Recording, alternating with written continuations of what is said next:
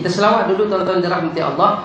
Kita rehat seminit untuk kita bersama-sama berselawat ke atas Nabi sallallahu alaihi wasallam. Sallallahu alaihi Allahu ya adnani ya Mustafa ya Safwat ar-Rahmani alhamdulillahi alladhi a'tani hadzal ghulam at-tayyib al-ardani hadzal ghulam at-tayyib al-ardani qad sada fil mahdi ala al-ghilmani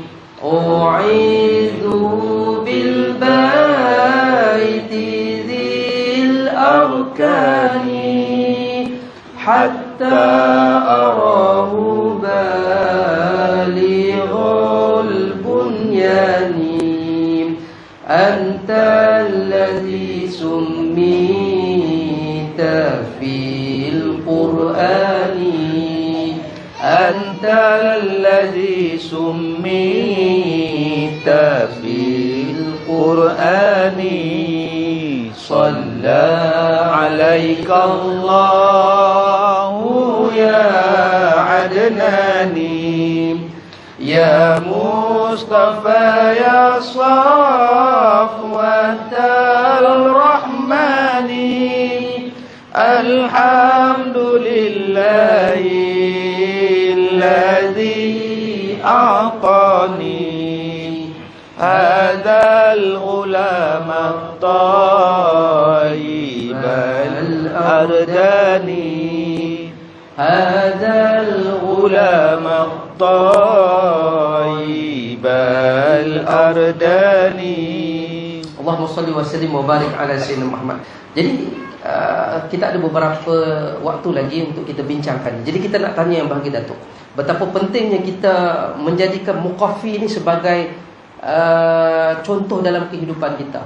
Kalau kita betul rindu pada Nabi, salah satu sifat yang ada pada Nabi iaitu mengikuti kebaikan-kebaikan orang-orang yang telah tinggalkan kepada kita. Jadi silakan yang bahagia Datuk, cara yang terbaik untuk kita ikut kebaikan-kebaikan orang yang telah mendahului kita. Silakan. Baik, terima kasih Ustaz Ahmad.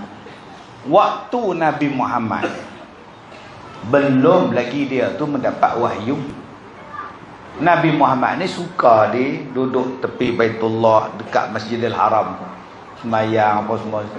Tapi yang menyakitkan mata Rasulullah, jiwa Rasulullah ialah orang yang duduk bertawaf di sekitar Kaabah tu dengan berhala.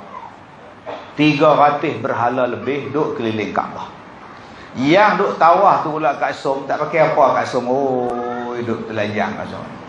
Sambil bertepuk, sambil bertampar. Nabi ni orang baik.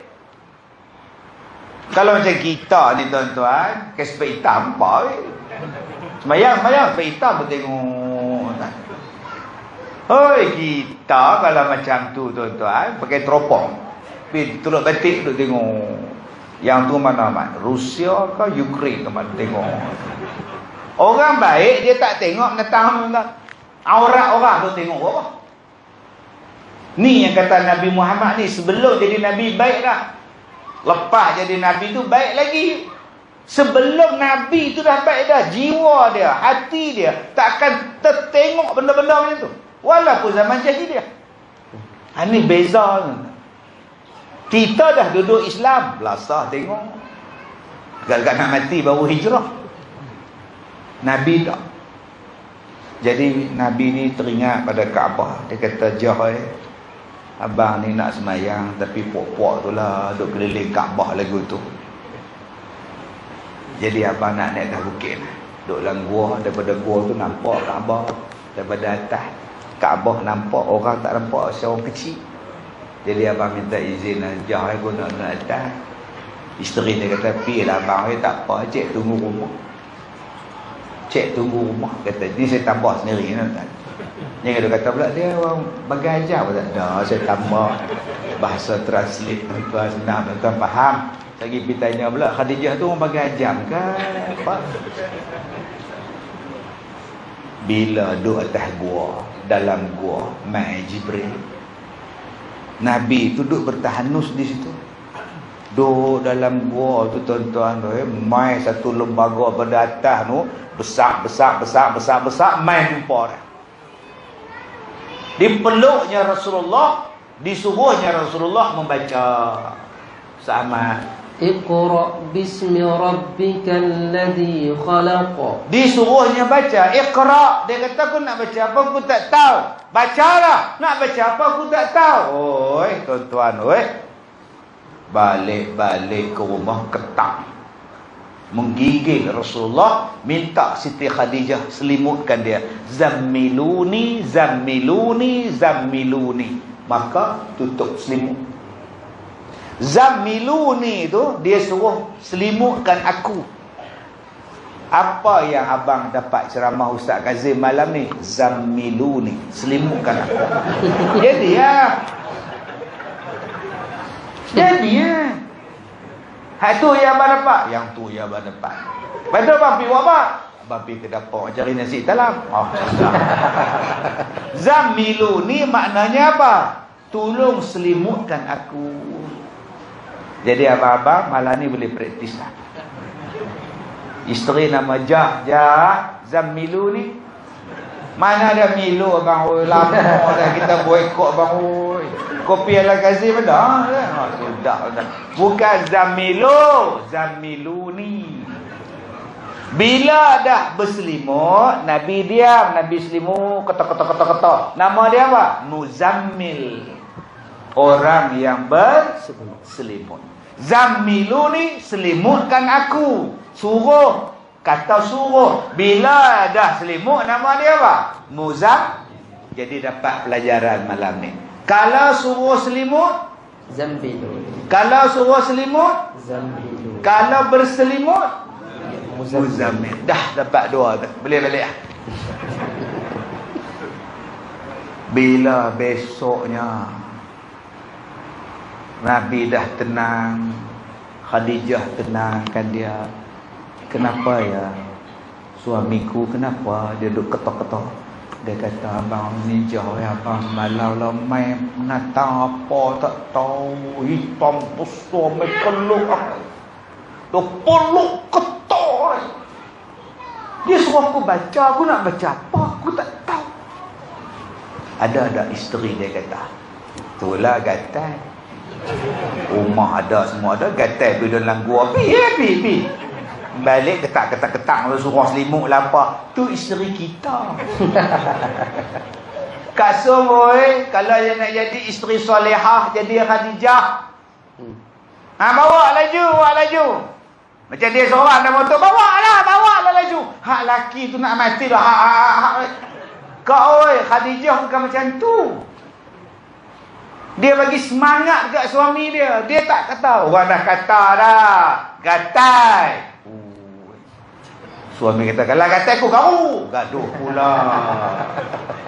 Siti Khadijah. Dia kata, abang, Allah takkan sia-siakan abang. Wallahi, Allah takkan sia-siakan abang. Sebab apa?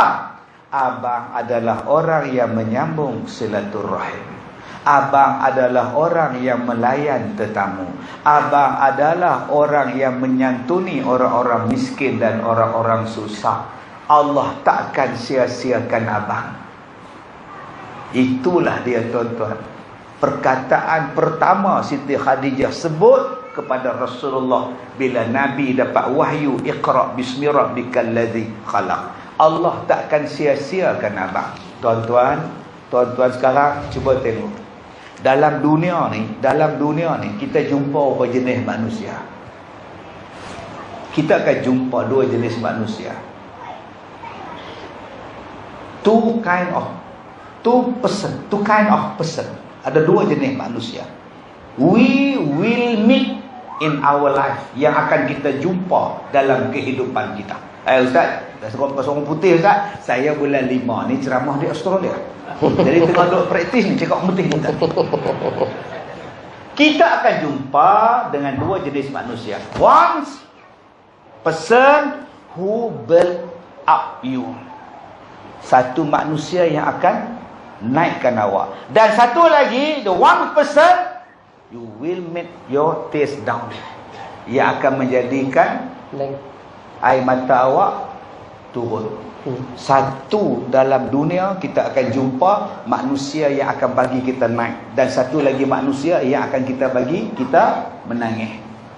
In the end, akhirnya awak akan berterima kasih. Both of them, dua-dua kita kena ucap terima kasih. Kita ucap pada orang yang menaikkan kita, dan kita juga ucapkan orang yang bagi kita menangis. Dengan kamu bagi aku menangis lah aku bangun. Kamulah bagi aku semangat. Daripada kamulah aku belajar. Jangan berkawan dengan orang macam kamu. Dua-dua tu kena ada. Sebab tu tuan-tuan, untuk kehidupan kita ni, siapakah contoh terbaik? Nabi SAW. Apa yang Nabi tak dapat, sebelum tu orang puji Nabi, sebelum tu orang sayang dekat Nabi. Al-Amin, Al-Amin, orang panggil Rasulullah. Peniaga yang bagus, pemuda yang bagus, laki-laki yang bagus. Bila Nabi kata aku adalah Rasul, gila.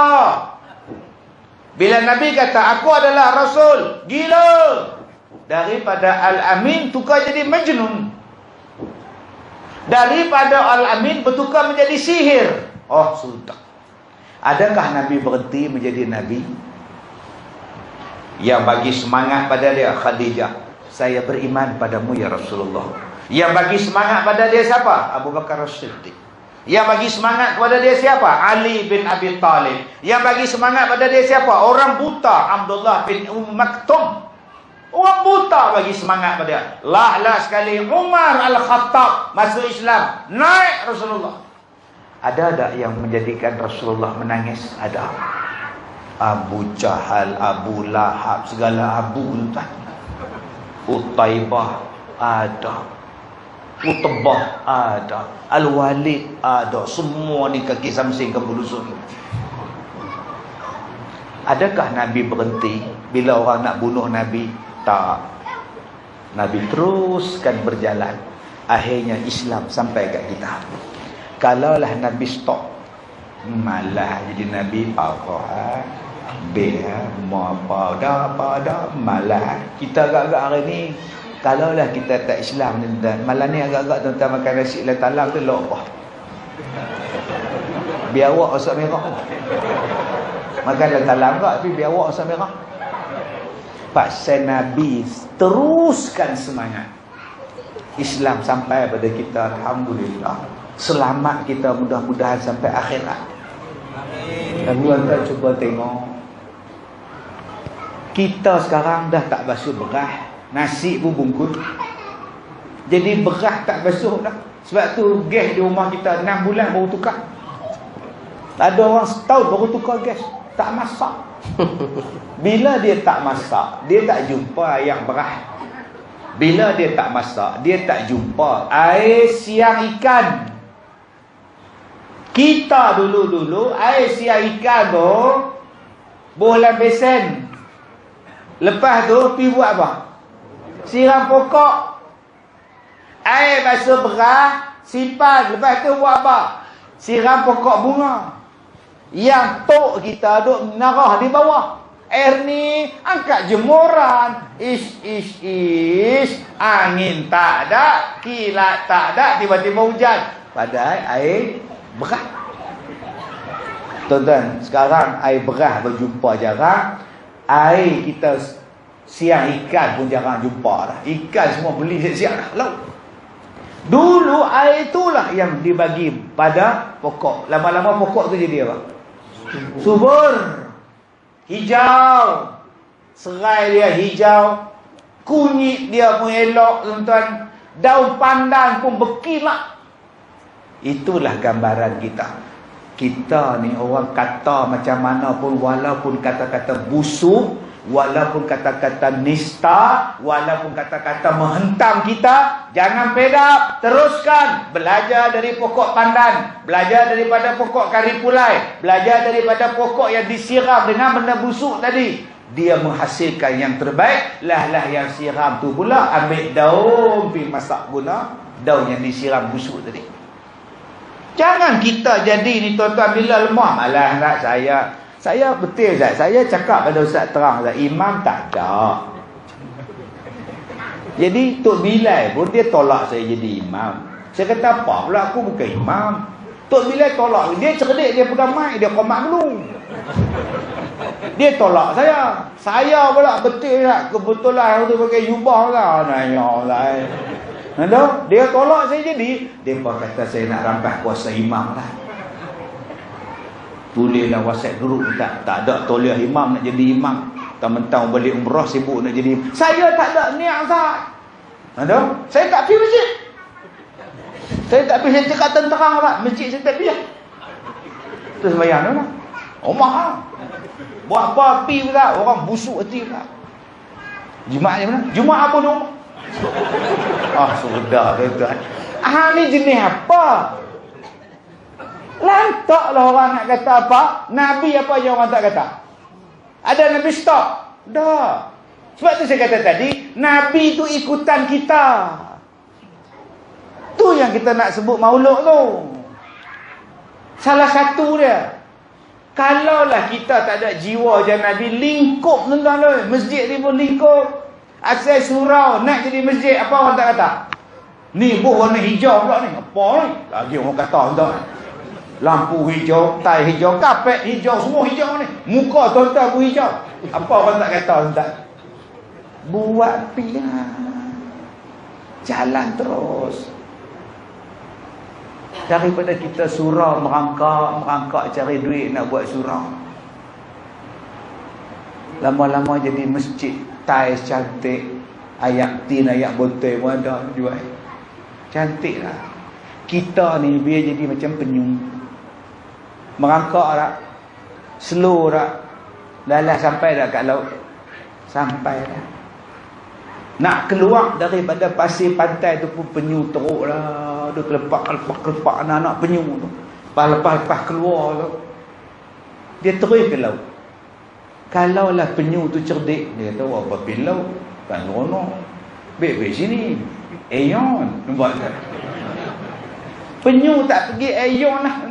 Dia pergi ke sana. Pasal tempat di sana, aku nak berjuang di sana. Lah selepas berapa lama dia mai balik tuan-tuan. Selepas berapa lama penyu tu dia menetah di sini, dia mai balik. Rantau abang dia balik. Di sini tempat aku hari tu. Aku mai balik sini. Ni nampak tak tuan-tuan, Rasulullah dengan hijrah. Orang kutub, orang nak bunuh, orang maki, tak apa. Aku beralas Sat. Sekejap aku mai balik. Dia mai tu tuan-tuan, tak ada siapa boleh lawan lah. Islam semua. Ambil jiwa Rasulullah. Jangan duk beralah. Saya kalau beralah tuan-tuan, saya jadi artis. Sungguh. Apa yang orang tak kata kat saya? Orang boikot. Pakai songkok hitam dia pun boikot. Aku tengok dia pakai songkok tu, aku tahu lah dia belah mana, aku tahu lah. Pakai songkok pun salah. Kacau. Aku tak pakai apa lagi kot. Apa orang tak kata tu? Peduli apa saya? Saya teruskan. Sebab target kita ialah mencari cinta Allah, mencari cinta Rasul di hari kiamat. Kok Nabi kenal kita, dia mengaku umat jadi. Tuan-tuan yang saya muliakan, apa yang ada pada Nabi, dia juga berlaku contoh kepada kita. Jadi tuan-tuan pegang apa yang ada pada Nabi buat, insya-Allah tuan akan berjaya. Jangan sesekali fed up, give up. Tuan-tuan berhenti, jangan, teruskan. Jalan pelan-pelan, kayuh pelan-pelan. Insya-Allah Allah Taala akan beri kebaikan dan kemenangan pada kita. Wallahu a'lam. Salatullah salamullah ala taha rasulillah.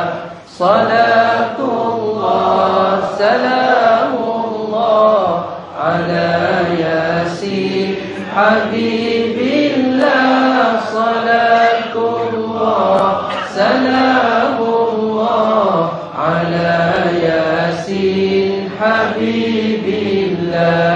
Tawassalna bi bismillah wa bil hadi rasulillah wa kulli mujahidin lillah bi ahlil badri ya Allah wa kulli mujahidin lillah bi ahlil badri ya Allah. Salatullah, salamullah ala Taha Rasulillah. Salatullah, salamullah ala Yasin Habibillah. Salatullah, salamullah ala Yasin Habibillah. Baiklah tuan-tuan dirahmati Allah, yang terakhir kita akan berhenti pada jam 9 malam. Kita nak bertanyakan soalan yang terakhir. Di zaman Nabi ada seorang sahabat namanya Rabi'ah bin Ka'ab al-Aslami. Orangnya susah, salah seorang daripada ahli sufah, di kalangan ahli-ahli sufah yang duduk di beranda Masjid Nabawi. Dan beliau selalu berkhidmat kepada Nabi SAW. Tanda cinta dan rindunya pada Nabi. Dia takut nak berpisah dengan Nabi SAW.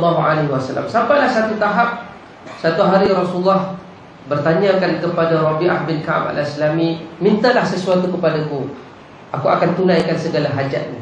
Kemudian Rabi'ah memberitahu kepada Rasulullah SAW kerana kerinduan dan kecintaannya kepada Nabi, iaitu Rabi'ah minta, as'aluka murafaqataka fil jannah. Iaitu tuan-tuan dirahmati Allah, Rabi'ah dia minta pada Rasulullah, ya Rasulullah, permintaan aku satu je, boleh tak kamu tunaikan, iaitu aku ingin murafaqataka fil jannah, iaitu menemani kamu masuk ke dalam syurga. Itu. Lalu Nabi SAW bagi tahu pada Rabi'ah, boleh, tetapi dengan satu syarat. Satu syarat ini, yang ni yang kita nak dengar huraian daripada yang bagi Datuk, iaitu Rasulullah pesan pada Rabi'ah bin Ka'ab al-Aslami, fa'inni ala nafsika bikasratis sujud.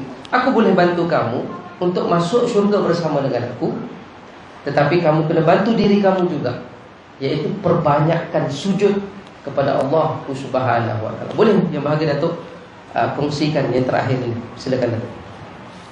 Baik, tuan-tuan yang saya muliakan, bila kita sebut tentang memperbanyakkan sujud kepada Nabi sallallahu alaihi wasallam, bila kita sebut tentang sujud dalam Quran, perkataan sujud masjid sajadah berapa puluh kali Mat? Banyak tu.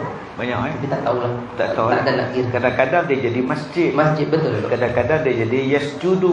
Kadang-kadang dia jadi sajadah. Kadang-kadang dia menyebutkan daripada perkataan basic word itu ialah sujud. Ya. Daripada sujud dia berubah menjadi kadang-kadang sampai sejadah pada. Tuan-tuan nak kita dah sebut tu sujud. Baik, apa dia sujud? Iaitu suatu kelakuan yang betul-betul menjadikan kita ni rendah diri.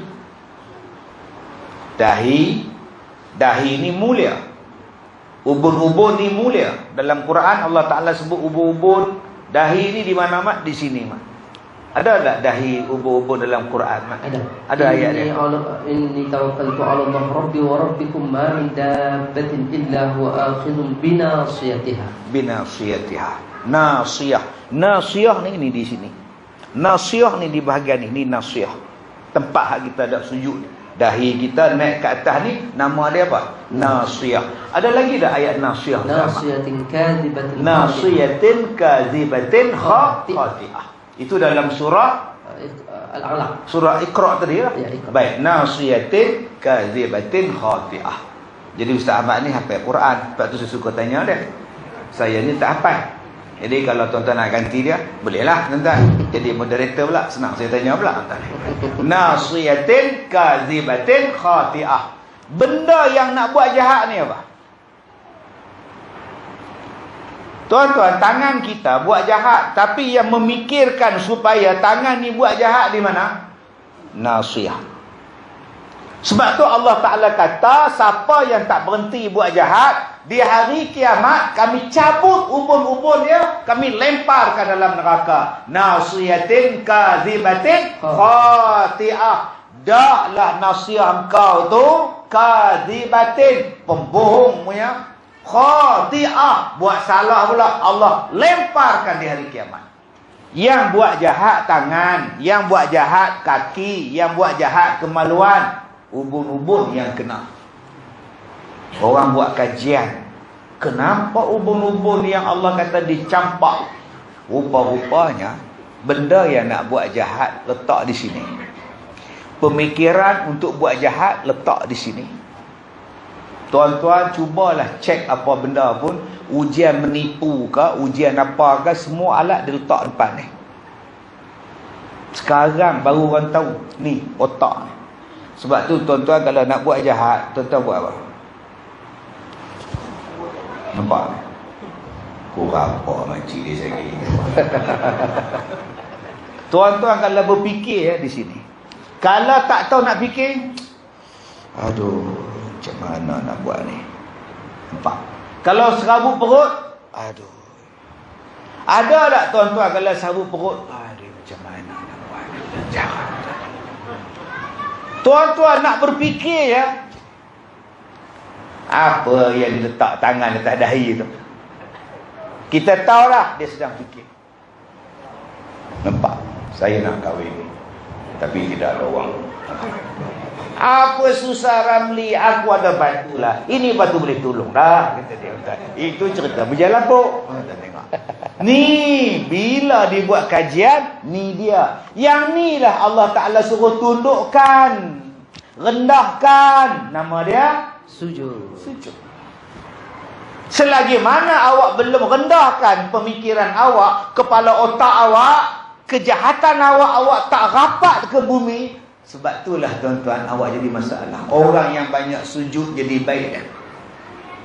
Dia rendah diri, dia fikir panjang. Cuba tengok orang yang merompak. Bila dia sembahyang? Mana dia? Masjid, sembahyang hajat. Oh bagus. Ada masalah apa? Aku nak rompak bank. Dia sembahyang hajat ni? Tak ada tuan-tuan. Mana ada orang rompak bank buat sembahyang hajat? Obat lahum tak ada.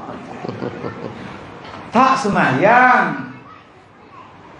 Bila dia sembahyang kerap, innas salata tanha 'anil fahsya'i wal munkar, maka dia jadi selamat daripada buat kejahatan dan kemungkaran. Boleh masuk syurga tak dia? Boleh lah. Sebab tu jaga yang ni. Nak jaga di sini di mana? Tu tempat dia. Nama dia apa? Memperbanyakkan sujud. Tuan-tuan, sebab tu kita kena ucap pada orang yang bertungkus lumus nak bagi orang baik. Salah satunya ialah orang-orang yang kerja di penjara. Tadi saya baca dalam surat khabar, hari ini hari keputeraan Sultan Perak. Sultan Perak berkenan, tuanku berkenan bagi makan kepada banduan-banduan yang duduk dalam penjara. Ada yang dapat kurma kambing, ada dapat ayam merah. Alhamdulillah.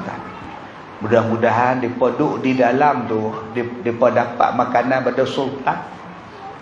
Terfikir dalam hati, tuanku pun tak lupa kita. Kita je lupa kat dia. Mudah-mudahan berubah. Kenapa saya cakap macam itu? Sebab saya ni kerap masuk penjara. Bukan sebagai banduan,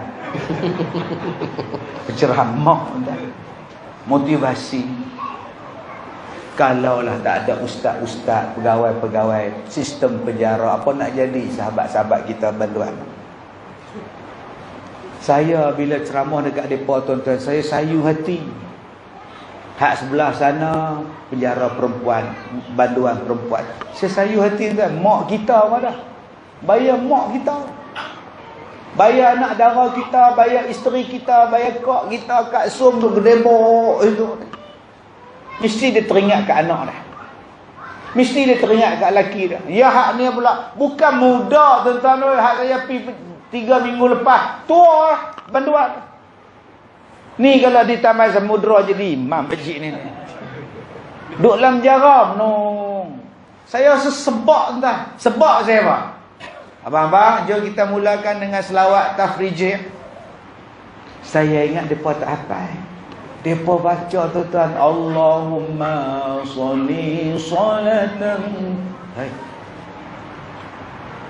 Jom tuan-tuan, kita baca dulu surah Al-Kahfi. Ayat ni menyelamatkan kita insya-Allah daripada fitnah dajjal. Baca 1 sampai 10 Al-Kahfi. Banduan tu. Jom tuan-tuan, kita baca sekali. Kita istighfar ramai-ramai. Astaghfirullah. Ni muka paruk ni. Mata sebelah sini putih. Mata hitam tak ada lah ni. Putih. Pergi mana mata hang pula dah. Mereka hafal surah Al-Mulk tuan-tuan. Kita hak tak masuk penjara pun tak hafal. Jadi abang-abang kalau rasa nak hafal, cari jalan. No. Cari jalan kok dapat 6 bulan clear lah. Takkan kita nak masuk penjara. Tapi saya nak cerita apa? Mereka disuruh sembahyang duha, mereka disuruh qiyamul lail. Salah satu cara untuk mereka berubah jadi orang baik. We're all set. Let's go. Tu. Terapi depa sembahyang duha. Terapi depa sembahyang malam. Baru ni saya jumpa dengan satu banduan Cina. Nama dia Sang. Dia main salam dengan saya. Oh Sang. Ya, saya Sang Am tu lah. Oh sudah Islam. Islamnya dalam penjara, bayangkan. Jadi jangan kita kata penjara tempat orang jahat. Masuk tapak. Hei, hak di tapak tu bagus. Saya pergi penjara Taipei lagi bagus. Di penjara Taipei mereka menyediakan kuliah pengajian pondok di sana. Bayangkan 10 tahun memondok, agak-agak alim. Saya tanya ustaz dia, kami di sini ustaz bagi depa sembahyang. Sembahyang. Betul-betul tuan-tuan, bila sembahyang, samsing kampung dusun ke, samsing apa ke, bila depa sujud, betul-betul jadi dia berubah. Cuba tengok anak kita hak lawan kita, sembahyang je nah. Cuba tengok Kak Som, suami yang pukul kita, sembahyang je nah. Abang-abang, isteri yang pukul abang, sembahyang je nah. Kenapa ustaz? Sembahyang tu merendahkan diri pada Allah. Cuba tengok kaki kita. Saya pakai stocking, tuan-tuan ada pakai stocking? Ada yang kaki cekam, ada yang kaki kucing manis, luka berdenih, gaul. Ada yang gaul, ada yang keluar pada jamban, kaki basah, main sembahyang. Dia sujud. Lepas qomat, dari dia main pindah depan pula. Kita pula duduk tempat dia. Kita pula sujud tempat dia sujud. Kita pula sujud tempat dia pijak. Masam. Rupa-rupa cekam. Rupa-rupa kaki dia berdening macam mana. Nampak? Tapi kita tak kisah. Kita tetap sujud. Sebab aku sujud pada Allah. Itulah tanda dia merendahkan diri. Sebab tu ada orang yang tak suka datang masjid. Mak tak suka datang masjid. Tak, orang tu sesema ke sujud atas sejadah, mak pula sujud melekatkan hidung mama. Mama pula jadi sesema. Dia kira sampai habis tu. Dia kira sampai lalas tak main masjid, duduk rumah. Duduk rumah semayang tak apa. Saya nak cerita apa? Bila kita merendahkan satu tahap, punggung lagi tinggi daripada kepala. Nak kata apa? Tu nama dia tonggek. Punggung di atas, kepala di bawah. Nak kata apa ni? Hang belagak lah macam mana pun, hang kaya lah macam mana pun, hang adalah makhluk Allah. Kepala duduk di bawah, punggung di atas. Kepala hang pula menghadap punggung orang pula. Orang tu tonggek, orang pun punggik. Orang belakang pun punggik sekali juga. Semuanya nak cerita bahawa kita ni sama tersedut belangkak. Tosah duk belagak, dia meruntuhkan kesombongan kita. Sebab tu orang yang sembahyang runtuh kesombongan dia. Orang yang tak sembahyang, kalau masih sombong, ada benda lah yang tak kena dengan sembahyang dia. Mudah-mudahan bila kita banyak sembahyang, buanglah sombong, bongkak, belagak, takabur kita, diganti dengan qanaah, syukur, redha. Dan itulah satu sebab macam mana kita boleh jadi jiran Nabi, minan nabiyyin was-siddiqin wasyuhada was-salihin. Mudah-mudahan dengan jalan solat. Wallahu a'lam. Alhamdulillah, terima kasih yang bahagia Datuk. Cukup sekadar itu tuan-tuan dirahmati Allah. Kita jumpa lagi 32 tahun lagi akan datang. Jadi saya serahkan kepada tuan pengurusi majlis untuk tutup kita punya majlis ini. Silakan penerima kita.